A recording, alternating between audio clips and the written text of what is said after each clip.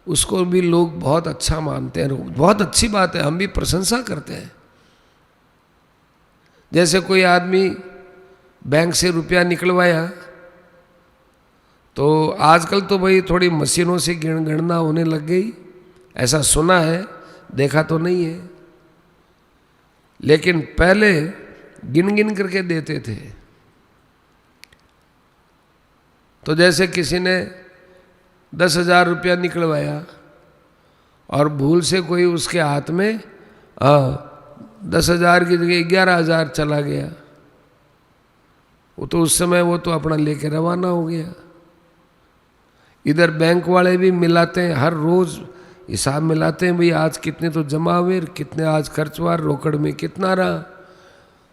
तो 1,000 रुपये का उसके वहाँ फर्क आ रहा था। उसने जाके मिलाया तो वो लेकर के बैंक में पहुँचा कि भाई साहब मैंने 10,000 रुपये निकलवाए थे, आपने ये डायरी में भी 10,000 ही लिखा है, लेकिन रुपये आपके 11,000 आए, ये 1,000 रुपये आप वापिस जमा करो। तो अखबारों में नाम छपता था कि कितना है।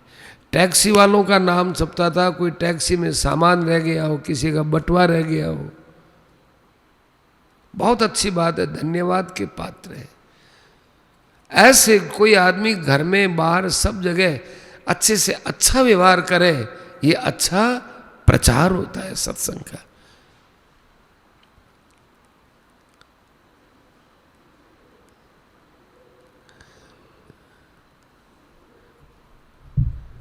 आप जैसे महापुरुषों के ऊपर माया का प्रभाव नहीं पड़ता। मायने कुहकम यथा,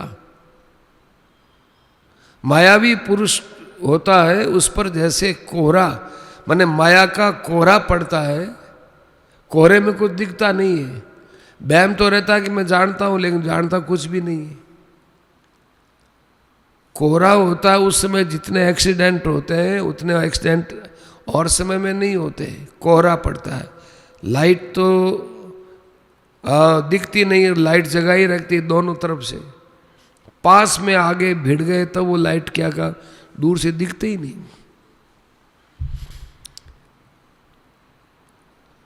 इसलिए हवाई जहाज वगैरह फॉग्स होते हैं तब हवाई जहाजें नहीं चलती है। हवाई अड्डा दिखे ही नहीं, कहाँ उतारे।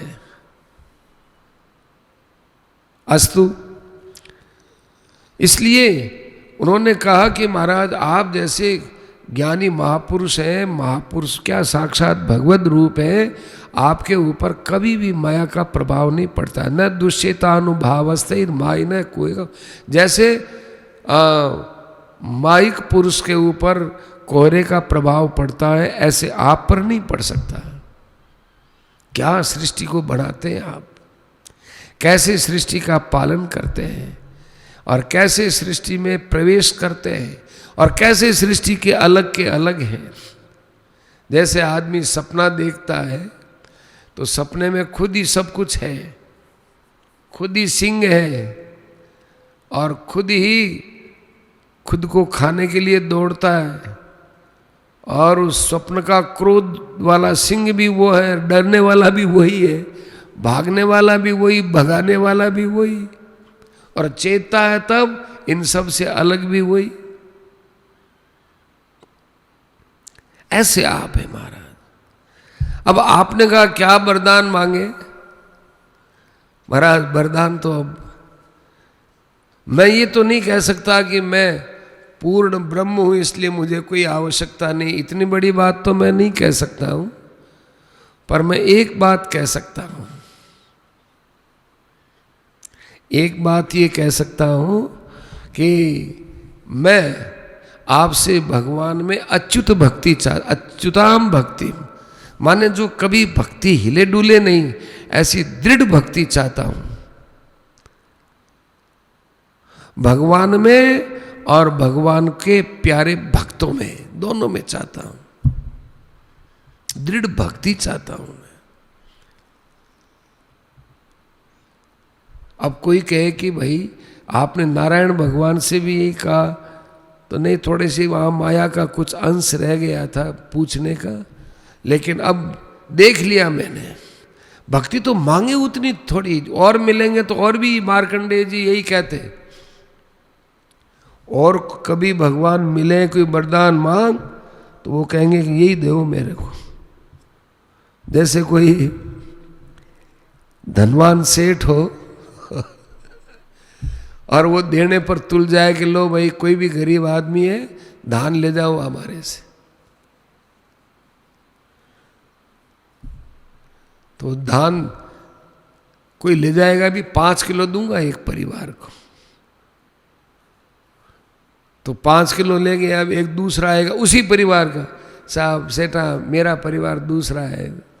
अरे भाई तेरा भाई, मेरा भाई तो अलग रहता है और मैं अलग रहता हूं। माने फिर भी वो ले लेगा, फिर तीसरा भाई आ जाएगा।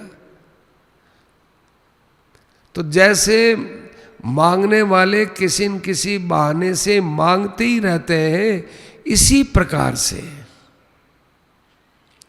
भगवान के जो प्रेमी भक्त होते हैं उनको कोई भी मिले और कहे कि मांगो, देखो भगवान की भक्ति दे दो, भगवान की भक्ति दे दो, उनको भक्ति अपने में दिखती नहीं है। ये एक विशेषता की बात है। धनी आदमी को अपने में धन खूब हो, धनी हुए, वैसे मानता नहीं मैं खूब धनी हूं, अभिमान करने के लिए तो कह देता है कि मेरे को कम समझ रखा है क्या, क्या बात है, हमको ऐसे थोड़ा ही है, अरे हम तो लाखों रुपए खर्च कर दें बात पर, क्या बात करते हो तुम, हम कोई मांगते हैं, यूं भी बोल देंगे अभिमान करने के लिए। और कमाते तो यार आपके पास इतना पैसा आप क्यों, मेरे मार्कन कट पैसा है, ठीक है मैं मारे काम चला हुआ। ऐसे हमारे संत होते हैं, महापुरुष, उनमें अपने अंदर कभी भक्ति ज्यादा दिखती नहीं है, दूसरे की थोड़ी भी भक्ति बहुत दिखती है। मारवाड़ी कहावत है, दूसरे की थाली में घी घड़ों दिखे, और खुद ने घी ज्यादा ले लिया, इतना लिया है, खिचड़ी में रला मिला के एक कर लिया, और दूसरे ने मिलाना जानता नहीं, वो 1-2 मिर्कियाँ लेवे और वो बह जाओ तो घी है।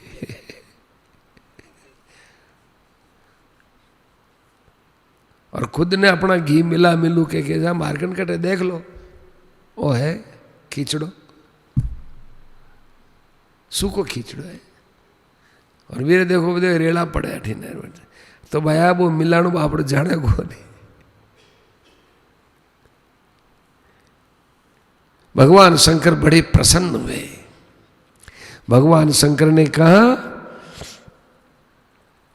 कि भाई भगवान के अंदर तुम्हारी जो निष्ठा हमने देखी है, मैं क्या कहूं, तुम्हारा यश अजर अमर रहेगा, कल्पांत तक तुम्हारा यश रहेगा, तुम्हारा ज्ञान त्रिकाल तक रहेगा, तुम्हारा विज्ञान कभी भी लुप्त नहीं होगा, तुम एक परम वैराग्यवान होगे, लोग तुमको पुराणाचार्य कहेंगे, तुम्हारे नाम से पुराण चलेगा, मार्कंडेय पुराण।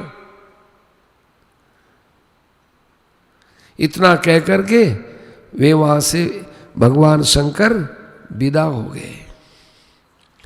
तो तुमने हमसे पूछा था ना कि भगवान जो है नहीं, ये मार्कंडेय ऋषि 6 कल्पों तक कैसे हुए, वे उस माया में प्रवेश कर गए थे ना, भगवान की माया में, तब वो 6 कल्पों तक उस माया में घूमे, वो माया की उपासना की, उसमें घूमे, उस कारण से ऐसा लग रहा था। ये हमने तुमको